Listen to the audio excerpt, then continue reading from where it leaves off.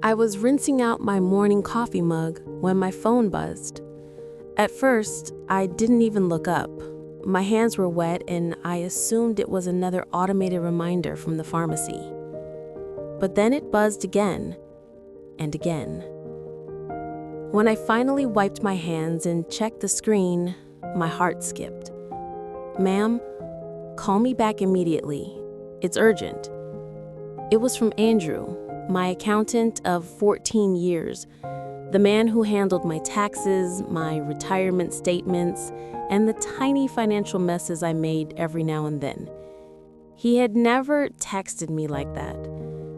My first thought was, oh God, did I mistype something?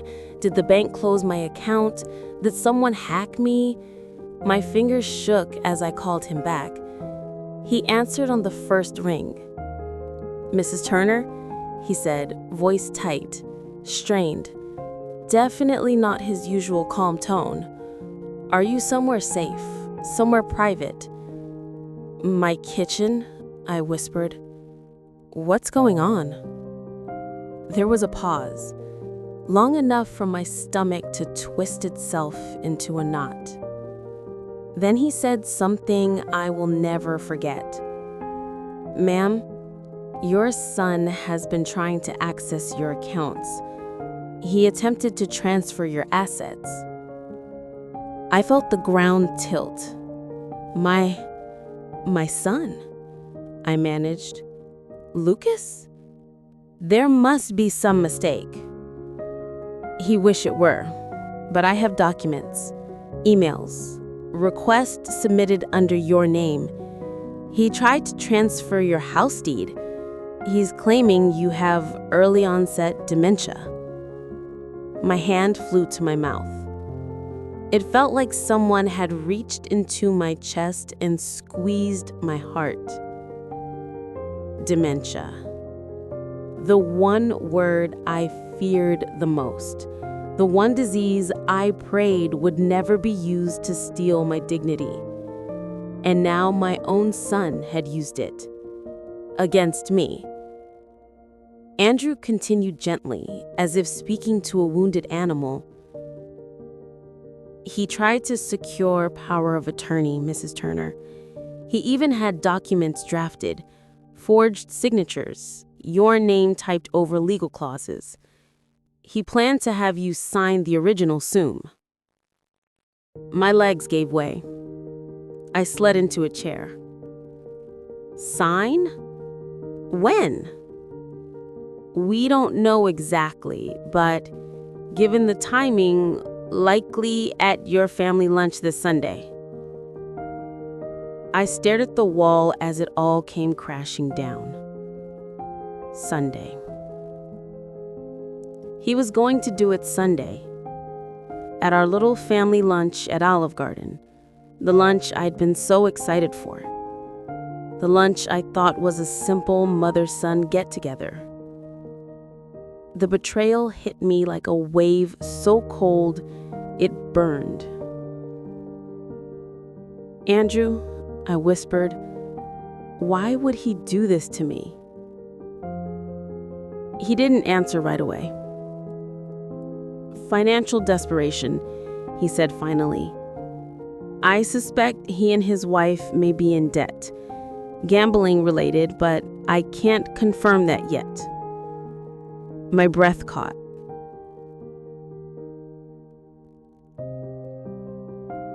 Gambling.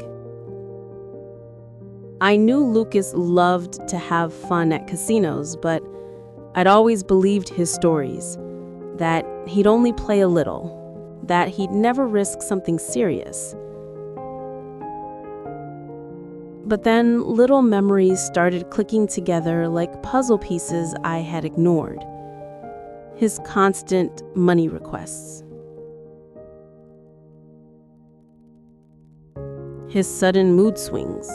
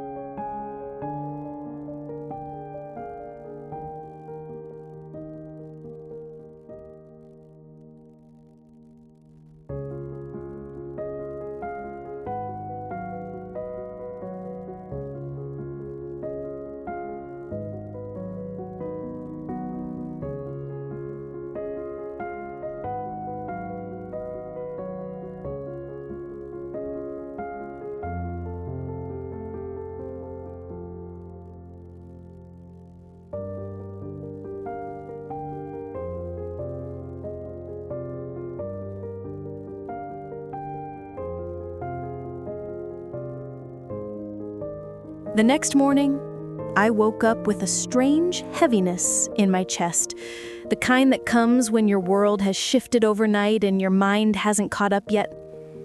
My phone was still on the nightstand, its screen black and silent, as if it too was waiting to see what I would do next. I made myself a cup of tea, hands still shaky, and sat at the kitchen table, the same table where Lucas had eaten breakfast as a child, swinging his little legs, asking why toast always landed butter side down, the same table where he'd once done his homework, hurriedly scribbling answers so he could go outside to play. And now, it was the table where I was about to face the ugliest truth of my life. At exactly 9:12 a.m., Andrew emailed me the documents. They came in a single zipped folder labeled Urgent, Review Immediately. My breath caught as I opened it. Inside were PDFs, scanned forms, and typed drafts, each one carrying my name like a scar. The first document made me grip the table so hard my knuckles whitened. Medical Declaration of Cognitive Decline. Provisional. My name sat right there at the top. Margaret Turner. Next to it, Early Stage Dementia Suspected. Requires assistance with major decisions. A chill ran down my spine. Lucas had even listed symptoms: frequent memory lapses, confusion during routine tasks, emotional instability, difficulty managing finances. I let out a weak, humorless laugh. Emotional instability? I hadn't cried in front of him since his father's funeral. And memory lapses? The only person forgetting things in this family was Lucas. Forgetting who raised him, who protected him, who would have handed him every last penny if he had just asked honestly. But the next document was even worse. Draft Durable Power of Attorney. This wasn't a guess or an idea. This was a fully prepared legal document. Lines and signatures, some typed, some traced, and a fake version of my own signature at the bottom. It was so close to my real one that it made my skin crawl. He had practiced it.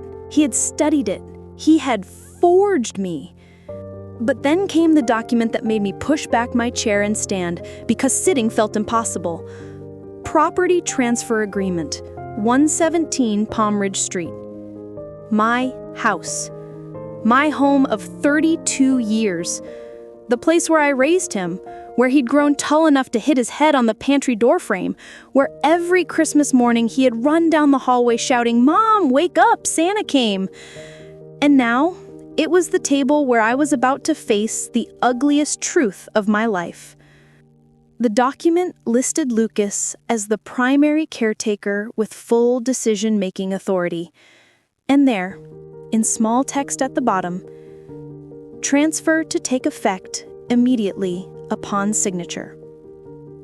I sank back into the chair, tears pricking the corners of my eyes, not because of the papers, but because of what they meant.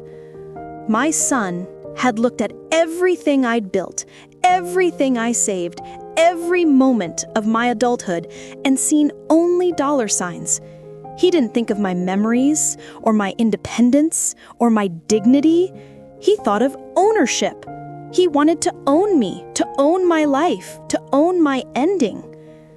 I closed my eyes and let the tears fall freely, silently, like rain hitting the ocean, disappearing into a grief so deep it felt bottomless.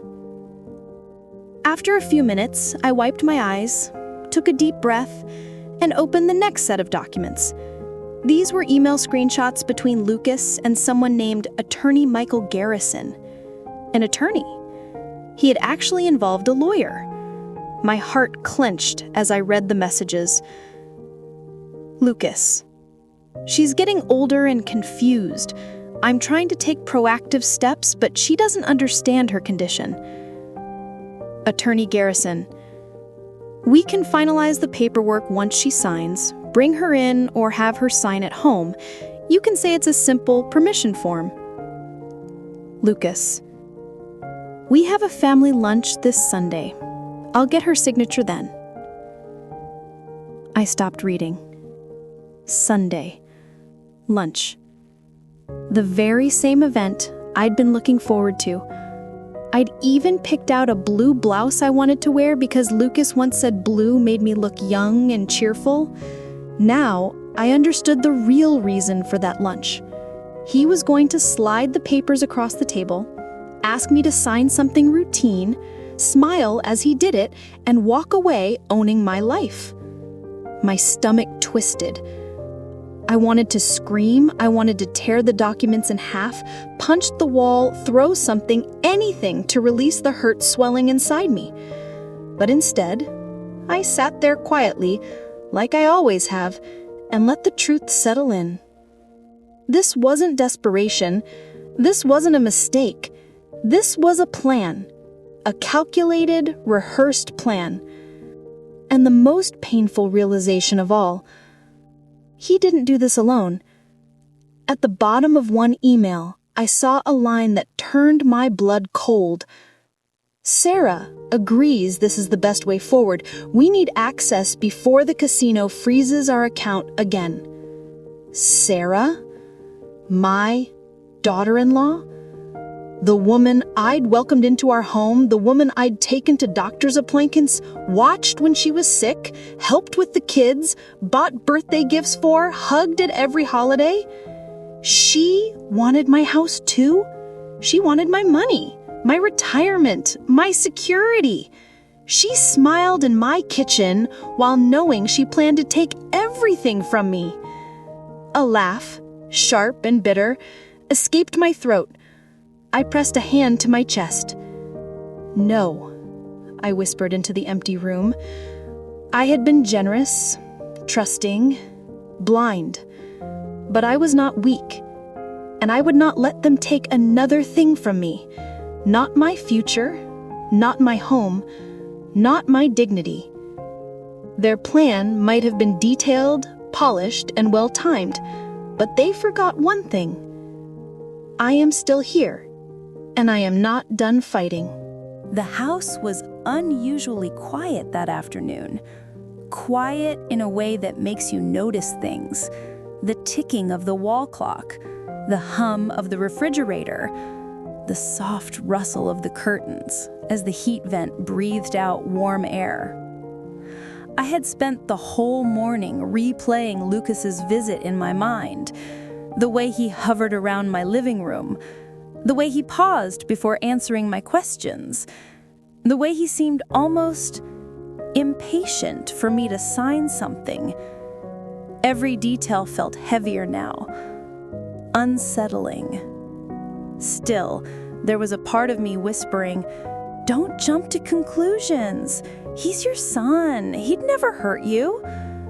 But another voice, a newer, sharper one, said, "Look closer. Stop pretending everything is fine." And so, for the first time in a long time, I decided to trust that sharper voice. Around 3 p.m., I picked up the phone and called Andrew, my accountant of nearly 15 years. A patient, methodical man who always explained things twice just so I understood. "Andrew," I said, trying to keep my voice steady, "can you come over? It's urgent?" He didn't ask many questions, just replied, "Of course, I'll be there in an hour." When he arrived, he brought a thin laptop bag, a notepad, and the same gentle smile he always had. But the moment he saw my face, that smile faded. "What happened?" he asked softly. "You look shaken." "Sit," I said, motioning to the dining table. "There's something I need you to check." I didn't tell him everything at once. Maybe I was afraid of sounding paranoid. Maybe I was afraid the truth might turn out worse than my fear. But I handed him every document Lucas had prepared for me. The forms, the statements, the drafts he left lying around casually, too casually. Andrew put on his glasses, flipped open his laptop, and began typing. The tapping of the keys sounded loud in the quiet house, louder than usual. Minutes passed, then 20, then 30. And the longer he worked, the more his expression changed. His eyebrows knit closer, his jaw tightened. He started asking questions, careful, slow questions. Did you authorize this? Have you signed anything similar before? Did Lucas mention these accounts? When was the last time you checked your online banking? Each question made my stomach twist tighter. Finally, he sat back, took a slow breath, and closed the laptop. Do you want the truth? He asked. My palms felt cold. Yes. He exhaled. There are accounts in your name that you didn't open. My heart thudded painfully. What do you mean? Accounts, he repeated, multiple. Some in your name alone, some joint with Lucas, some showing your signature, but it's not your signature. I would recognize it anywhere. I felt the room tilt slightly. Andrew continued, his voice steady but heavy. Transfers were attempted, not completed yet, but prepared. And there's a draft of a power of attorney with your name on it, one that makes Lucas your sole decision maker. I felt like someone had pressed a cold hand against my spine. He waited a moment, watching my reaction. Mrs. Thompson, this wasn't an accident. Someone has been planning this for a while. For a moment, I couldn't speak. Not because I didn't understand him, but because I understood too well. I looked down at my hands, the same hands that had packed my son's lunches, buttoned his little shirts, held him close after nightmares. Those hands were now shaking. Andrew leaned forward gently. He didn't say this, but since you asked, every trail leads back to your son. The words sat in the air like a weight, a painful, undeniable truth. I stared at Andrew in disbelief. But why? Why would he do that? He gave me a sad, knowing look. I've seen this before. Pressure, debt, desperation. Some people make terrible choices when they think they're out of time. The house felt smaller, darker, colder. I whispered, I trusted him. He replied kindly, I know, and betrayal from your own child, that's the deepest cut of all. I pressed a hand to my chest, feeling my heart aching. After a long silence, I managed to ask, what do I do now? He opened his folder and pulled out a clean sheet of paper. I'm going to help you lock everything down. We'll move your accounts, freeze anything vulnerable, change your will, make it impossible for anyone to act without your knowledge. And Lucas, I asked. He looked at me gently. That's a conversation only you can have. I cried quietly, not a dramatic cry, just the kind that escapes slowly, drop by drop, when a truth finally breaks through denial. Andrew waited. He didn't rush me. He didn't look away. When I finally lifted my head, I wiped my eyes and said words I never expected to say in my life. It's time I protect myself, even from him. Andrew gave a small, respectful nod. He said, that's courage. But to me, it didn't feel like courage. It felt like heartbreak. The kind that takes your breath away and forces you to stand up anyway. The kind that changes a mother forever. I didn't sleep the night before I confronted Lucas. Not a minute. I lay awake in my bed, staring at the ceiling, listening to the old house creak around me. Every sound felt louder in the dark. The settling floorboards, the distant hum of a passing car, even the soft tick of the clock on my nightstand. My heart wasn't broken in a sharp, sudden way. It was breaking slowly, cracking in long, painful lines, like ice thawing unevenly. By morning, my eyes felt heavy, but my resolve was clear. Today, I would face my son. Andrew had helped me secure everything. The accounts moved, the trust established, passwords changed, documents locked away. He told me I was safe. But safety wasn't what kept me awake. It was betrayal. And the question that clawed at me, how did we get here? How did my own child become a stranger holding a pen above my future? I knew I couldn't hide behind paperwork. I had to look him in the eye. The drive to his house. I drove to Lucas's place just after noon. The sky was pale and washed out, the kind of colorless day that makes the world feel tired. My hands gripped the steering wheel too tightly. I kept telling myself, "You are not weak. You are not imagining things. You deserve respect. You deserve safety." But with every mile, my courage trembled. When I pulled up to his house, I noticed something immediately. The driveway was cluttered with things he claimed he never had money for. The new grill, the outdoor speakers, and the jet ski, sitting like a silent confession. I swallowed hard. This wasn't the life of a man struggling to repair a roof. This was the life of someone living beyond his means, and hoping someone else would pay for it. The door opens. He opened the door wearing a surprised smile, the same smile he used when he thought he could charm his way out of anything. "Mom, what are you doing here?"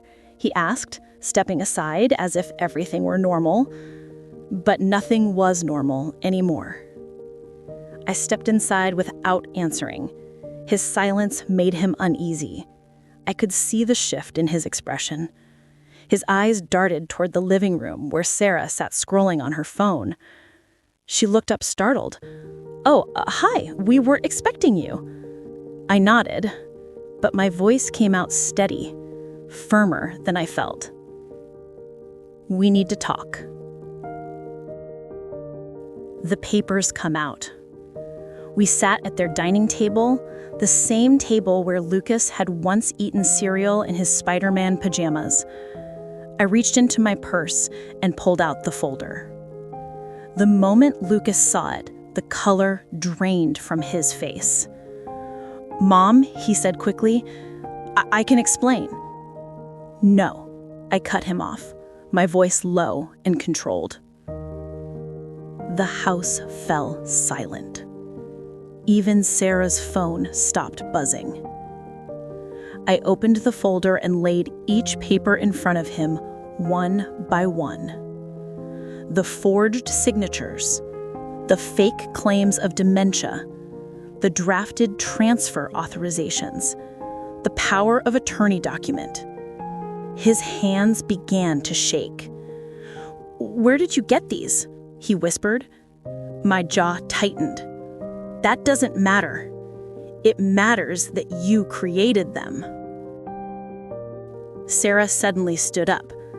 This must be some misunderstanding. But I looked right at her, and she froze. "No," I said. The misunderstanding was thinking I wouldn't find out. Her mouth pressed into a thin line. I turned back to Lucas. "You went to my accountant. You tried to access my accounts. You opened new ones in my name. You drafted paperwork to take everything I own.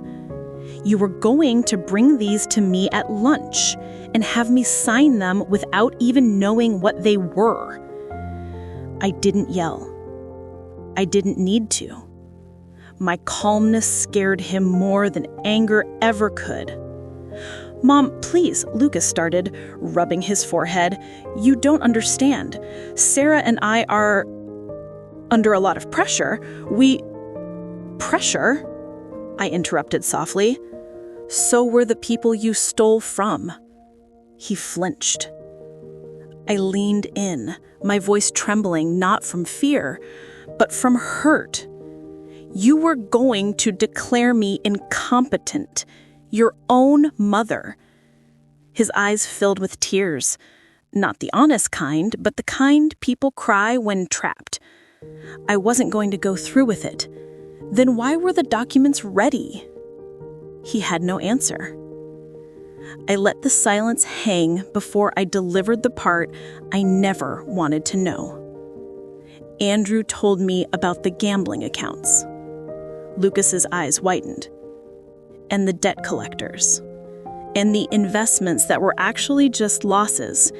And the fact that your house is one missed payment away from foreclosure.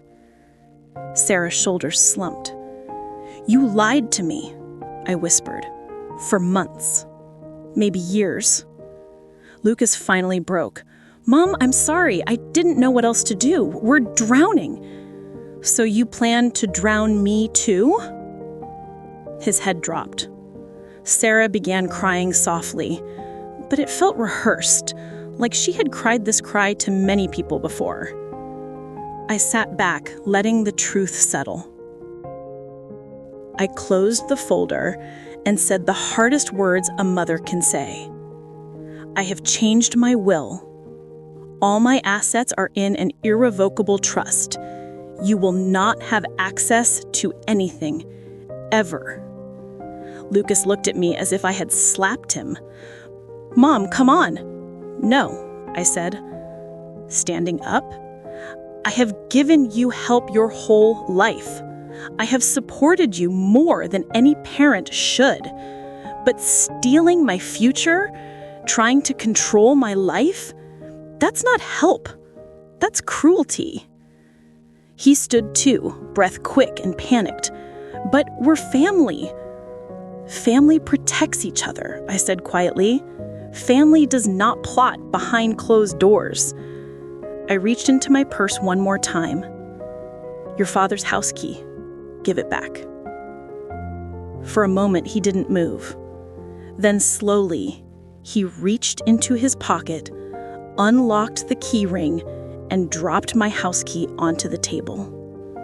The metallic clink sounded like the end of something sacred. I nodded once. Goodbye, Lucas. And I walked out before my heart could change its mind. I didn't look back, because I knew if I did, I'd break again. And this time, I wasn't willing to break for him. The day I confronted Lucas, something inside me shattered, but something else quietly rebuilt itself. Not in a grand, powerful way, not like a movie scene, but slowly, gently, like a tired heart learning to beat again. When I got home that afternoon, the house felt different, lighter somehow, even though I felt so heavy. For the first time in years, I locked the door behind me without guilt, without wondering whether Lucas needed to come in later, without worrying if I was being too strict or too protective.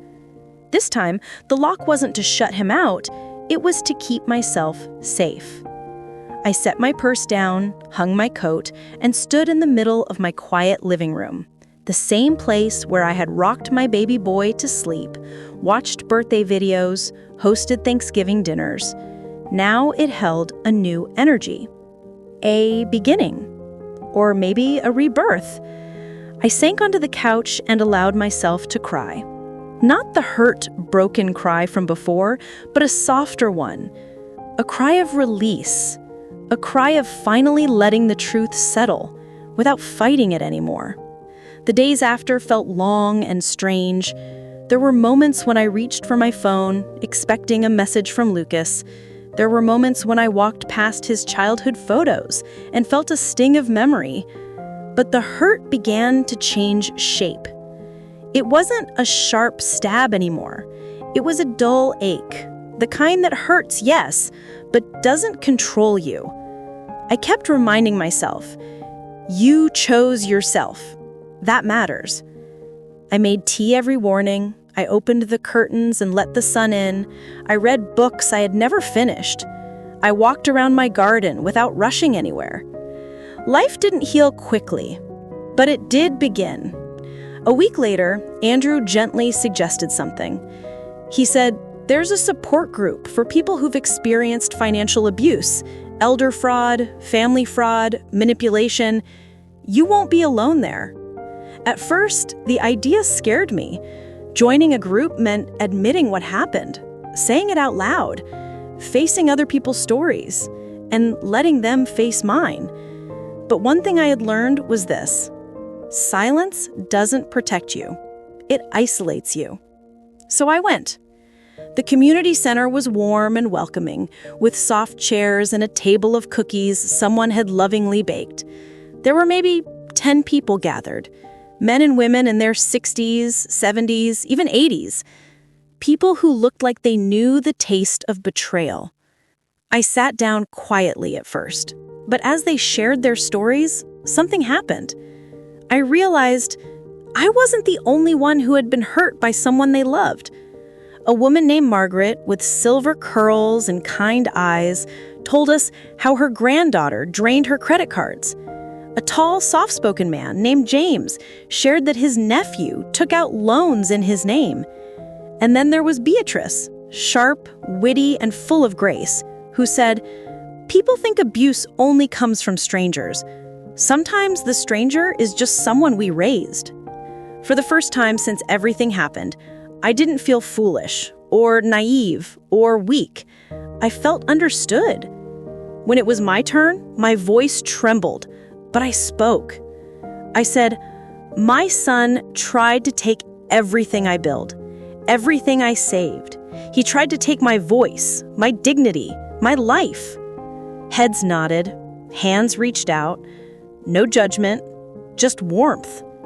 And in that small room, surrounded by strangers who felt like mirrors, I realized something powerful. I had lost my son, but I had found myself. Weeks passed, and the support group became a place of healing. I had lunch with Margaret every Friday. Her laugh could fill an empty room. Beatrice taught me how to use online banking securely. James helped fix my back gate and refused to take any payment. We shared recipes, memories, little victories. We weren't victims. We were survivors. People who had been broken, yes, but who chose to stand back up anyway. I learned to breathe again, to trust myself again, to believe that life still held beauty, even after heartbreak.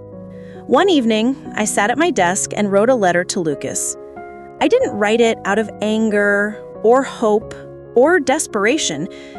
I wrote it because some words need to leave your heart so they stop weighing you down. I wrote, "I will always be your mother, but I cannot protect you from yourself anymore. I hope one day you choose a better path, not for my forgiveness, but for your own life."